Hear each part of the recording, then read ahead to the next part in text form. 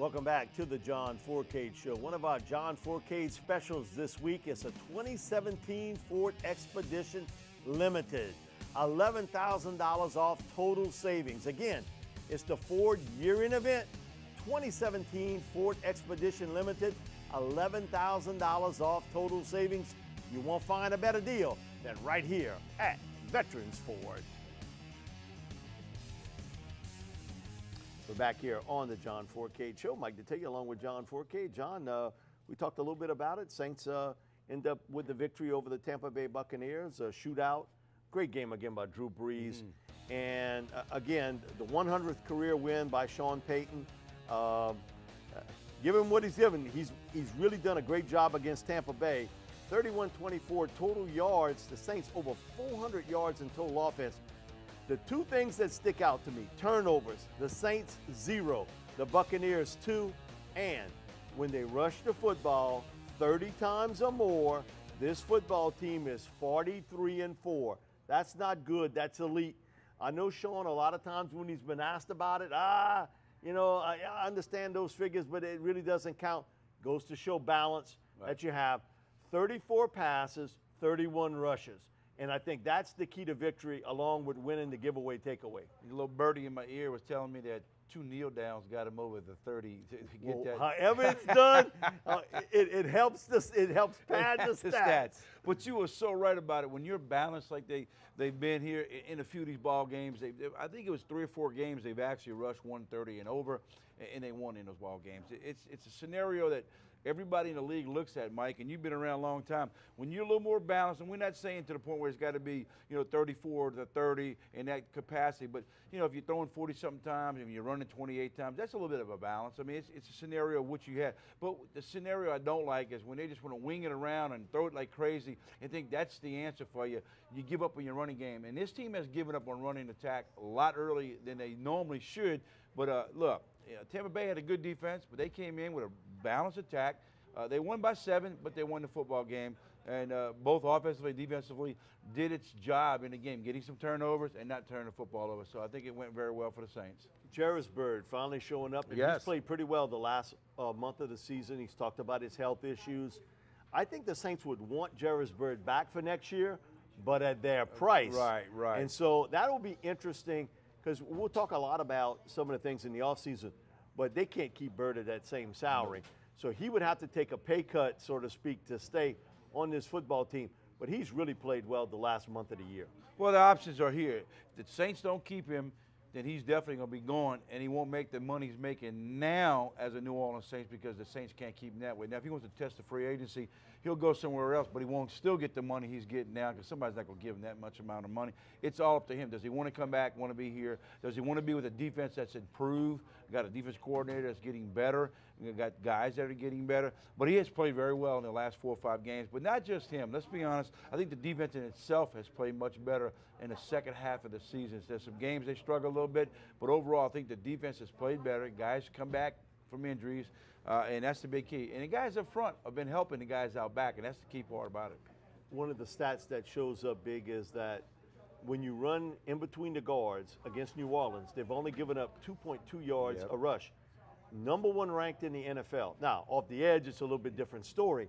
That goes to show me that Nick Fairley, Tyler Davison, Sheldon Rankins, they're doing the job in the middle.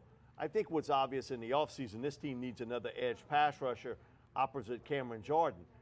But the other guy is, I think that most people say Cameron Jordan should be the defensive MVP. To me, it's Craig Robertson. What he's done on this football team. He has taken over the middle. He's done a great job there, and this football team turned the corner defensively when Craig Robertson got shoved into that middle linebacker spot to take over for Laurinaitis. I might want to say maybe next season put Robinson on the outside. Just hear me out. Let's put Robinson maybe on the outside because you got Anthony who doesn't play very well on the outside. Put him back in the middle. I agree with that. Very well in the middle. I agree with that. There's no need to move him. Put him back in the middle. If Robinson's that good and he's played very well, I think you can put Robinson on the outside. He's played a little bit longer than Anthony. So let's put Robinson on the outside, Anthony inside. They need to improve in their linebacking core, but you're right. Get a pass rusher on the outside because the guys in the middle, There's no need to get rid of anybody in the middle. You got decent ball players. Get another pass rusher opposite of Jordan on one end. Get yourself some good outside linebackers who can rush from the outside as well as protect the run from the outside. They're not getting that right now in the running department. Another thing, too, is I think they need another starting cornerback. Oh, ain't no doubt. Because of the fact P.J. Williams, Damian Swan coming off of major injuries. Ken Crawley has shown some potential, but then now he gets hurt. He won't play in the last game. He has dislocated kneecap, so he'll be out for a while. You got a lot of question marks opposite Delvin Breaux. Now, I think Sterling Moore and B.W. Webb have done a commendable job. But they're more nickel dime cover guys. You got to go out, and for me, I'd like a tall cover cornerback to match up against the bigger receivers that now has flooded the NFL. Well, flooded Tampa Bay, Atlanta Falcons, and Carolina Panthers. They're going the route of 6'3", 6'4" receivers, 6'5", even that much. That's what you got to go up against. If you're getting 5'8", 5'9", 5'10" DBs, it's not going to work anymore, Mike. The NFL has changed.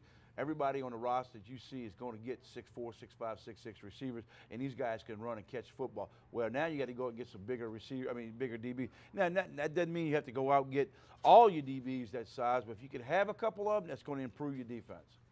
Who's really improved? Will Lutz. Ever since O'Day has come in as the special teams assistant, he's hit 11 straight field goals. And that's impressive that he's been able to come back from that. You see a little higher trajectory on his kicks. And that hasn't been the screw up like it was early in the year.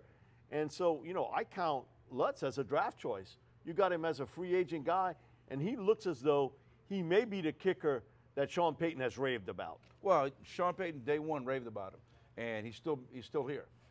There's no need to go after another kick if this kick can improve like he has proved the last 4 or 5 games. Like you said, 11 kicks in a row that he's done very well. Nothing blocked. Early in the season, he had some issues. He's got a strong leg. We know that. So that's a plus right there. If you got a kid that you didn't pick up, that you picked up free agency and it didn't cost you anything, he should be here for years ago. Sean still thinks that he's the guy down the road can eventually be an all-pro. The question is, will Sean Payton be here with this kicker? Well, I think he'll be here in 2017. Beyond that, I think everything's on the mark here. But they desperately need a return man. I mean, to look at this, your best return man is not even averaging 20 yards a kickoff return. That's unacceptable in the National Football League. Tommy, I think, is okay as far as a punt returner. But they need a guy to take that over like Darren Sproles did for so many years. Well, they need to get a guy that you sit down and you say, here's the deal. You want to make this ball club, you're going to be kick return and punt return, and that's the only job you have. If we need you for emergency down the road, great. But some of these guys want to play more. They got it in their mind. They think they're receivers. They think no. Tell the guy you're strictly going to be punt returner, kickoff return guy, and you concentrate on that. Get with a special teams coach who's the assistant to the assistant, and get out there and just practice that. That's what they need. They just haven't had that in years. And still looking for one. Right. Also, we can't go the way.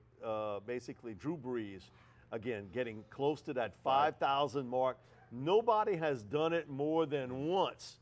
And look, you know, if people say, oh, Drew Brees is washed up, look at what he's done again this year. You know, you got to take it with a grain of salt to realize this. But yes, he's getting close to 5,000 yards. Probably will get it. But the thing is, you got to realize, too, people say, well, you know, they're 7-9, 7-9, and possibly 7-9. He's getting all these 5,000 yards. How about going down about 4,200 yards, 4,000 yards? Maybe you'll get winning records. We won't know that until the game's been played.